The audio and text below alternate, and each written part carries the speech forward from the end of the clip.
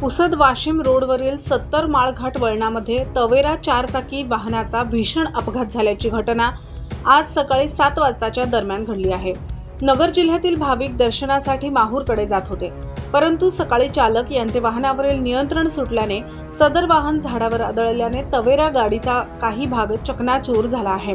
घटना घडल्यानंतर 1-1.5 तास कोणतीही मदत अपघातग्रस्तांना मिळाली नसून घटनेची माहिती मिळताच गावातील स्थानिक नागरिकांनी अपघातग्रस्त यांना मदत केली। या अपघातामध्ये 2 जण जागीच ठार झाले असून 5 ते 6 जण गंभीर जखमी असल्याची प्राथमिक माहिती प्राप्त झाली आहे।